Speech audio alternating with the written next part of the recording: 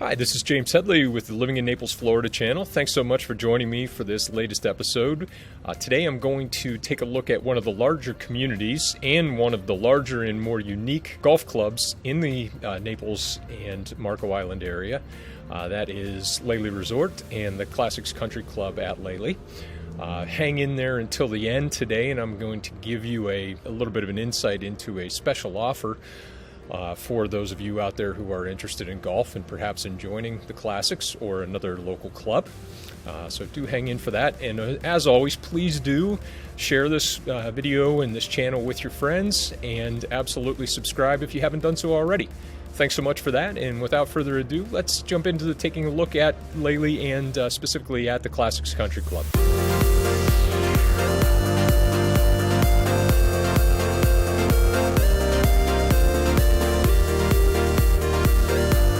Classics is one of those rare instances of a non-bundled golf course community which has access to multiple golf courses. There are actually 3 golf courses within the confines of Lely Resort. There is the private Classics Country Club, which we're going to take a look at in a little bit more depth as we go forward today. And that is a Gary Player design and member only. And then there are 2 semi-public courses there, which members have access to and special privileges on. One of those being the Mustang Golf Course, which was designed by Lee Trevino. A bit more of an open golf course, wide sweeping fairways, a little more forgiving, but certainly has its challenges. And then the Flamingo Island Golf Course, which was designed by Robert Trent Jones, which is one of the most spectacular tracks in all of Southwest Florida, in my opinion. It's undergoing a fairly extensive renovation, which is going to take place over the next 2 years. They're almost done with year 1 of that. And then the course will reopen and then close again for about 6 months, starting in the late spring, early summer. All of that to improve irrigation drainage and to regrass the entire golf course. So when that reopens for full play and after all of the renovations have taken place, I'll be one of the first in line to get a new look at the place and to give it a shot, because it is just an outstanding track, truly a championship golf course. The Classics Country Club recently upped their membership initiation fee. It's now $45,000, which still, for what you get, is a relatively good bargain, and it costs you around $11,000 a year, depending upon your decision of what kind of membership payment options to undertake. Food and beverage minimum there is minimal. It's actually under $1,000, and all beverages, including alcohol, are included in that. So for most members, it's a matter of just a couple of months, really, to make their annual minimum, quite frankly, there. Alluding to that, the membership is quite active at the Classics. It's a super friendly, wide range of individuals. Because there are so many non-resident memberships as well as residents of Lely Resort there, you get an even wider range of people and discussions than you already do in Naples with its sort of transplant nature. So it's really a tremendous club. The people really make it wonderful there. It is a very female golfer-friendly club as well. Lots of couples groups, numerous women's-only groups, multiple days of the week with opportunities to get out and play regardless of your ability, and that applies to the men as well, of course, just different groups. So in addition to golf at the Classics, they do have tennis and pickleball facilities, rather limited, but a handful of courts, bocce courts as well, and a small but functional fitness center. So you definitely have a range of options there, in addition to the traditional golf, dining, and social life. But golf truly is the main attraction at the Classics. It's not the hardest or the easiest course that I've ever played, the Classics that is, but it's certainly a really fun course. It was the host of the 2019 and 2020 Chubb Classic on the Senior PGA Tour, the Champions Tour, and really some wonderful holes out there. Again, as I mentioned, it's very playable for a range of abilities. Can be a little bit tight in places, but definitely some bailout areas and give you an opportunity. There are 5 sets of tees and a couple of hybrid options with pairings of tees, so you end up with 7 different options for play. So definitely a range of yardages there as well for you.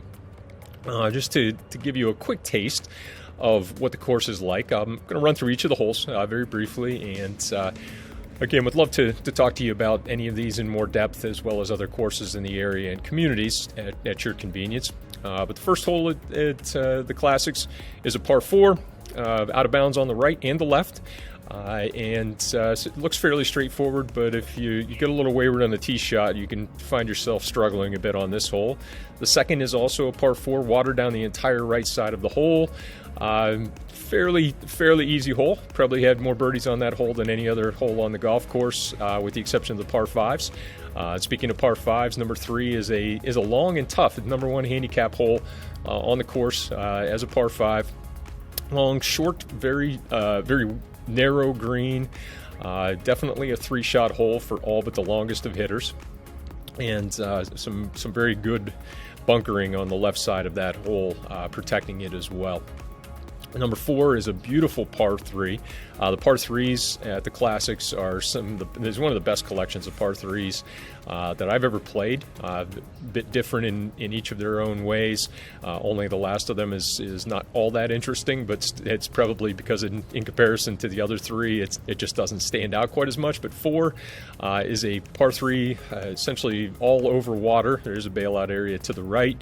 But it's a very difficult green to hit, and once you hit it, it's one of the most sloped greens on the entire course. So 2-putt is certainly not a given if you end up above the hole there, depending upon the pin placement. Number 5 is a par 4. A bit tight coming from the back and second set of tees. Once you get out, it looks a little tighter than it otherwise is. It's a bit of a dog leg to the left. A little bit of an elevated green. Probably have more bogeys and double bogeys on that hole than any other golf hole on the Classics. Number 6 is the second of the par 3s. It is bordered on the right by water, but water generally doesn't come into play. But there's a waste area, a sandy waste area from tee to green. So there's a bit of an approach of grassy area once you get past that waste area, but it's a matter of carrying that or getting lucky and taking a hop out of that and having a decent roll up to that green. Surrounded by rocks all the way around the hole, which frame it very beautifully. Just a picturesque hole. Number 7 is the second of the par 5s on the front 9, dog leg to the left. Definitely this one can be reachable from moderate to long hitters, depending upon the tees. Good par 5, but definitely a birdie opportunity there for many. Number 8 is a severe dog leg left, par 4. Number 9 is one of the toughest holes on the golf course. It's a par 4, dog leg right. Takes into the generally prevailing breeze. It takes a pretty good tee shot to get out around the corner and have a reasonable look, particularly the farther right you play the shot, trying to cut off some of that dog leg. As you make the turn, number 10 is a pretty straightforward par 4. Good bunkering all surrounding the hole.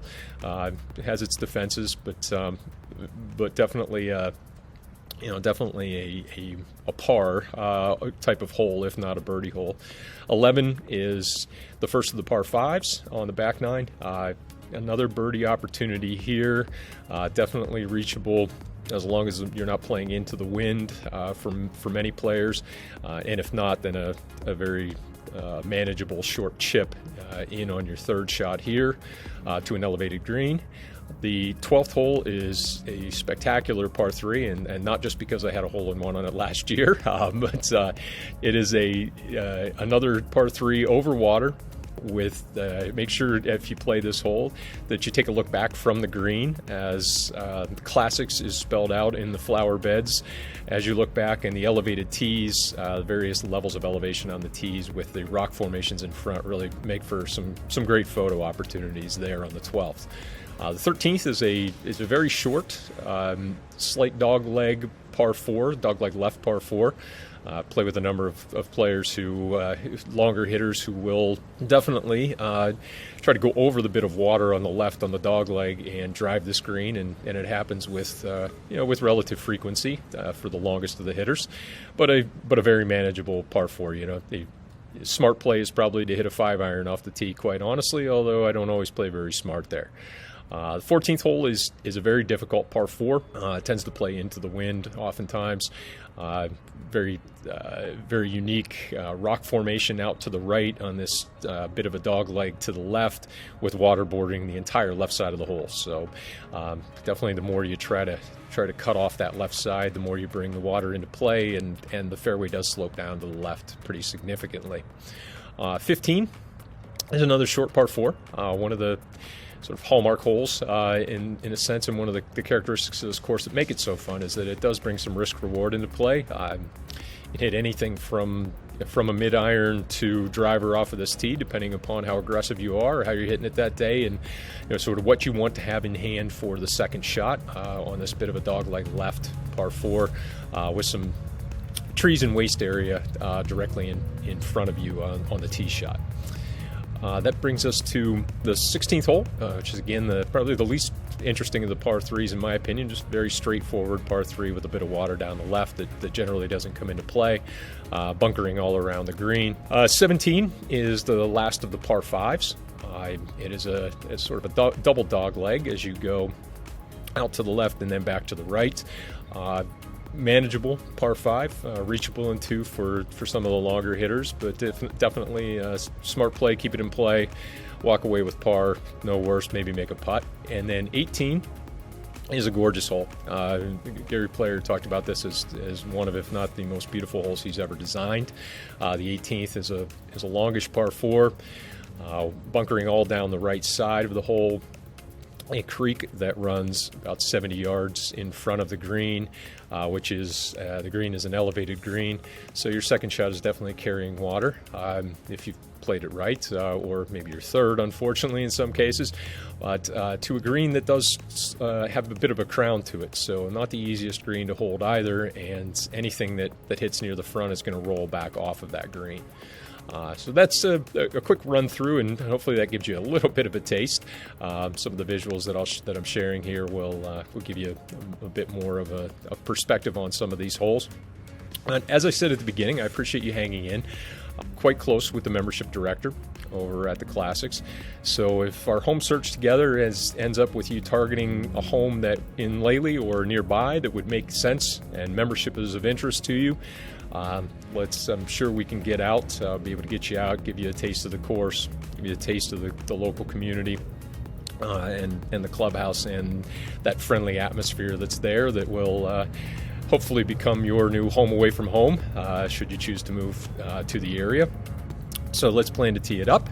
And as always, thanks so much for watching, for sharing and subscribing, and I'll look forward to seeing you in the next episode. Thank you.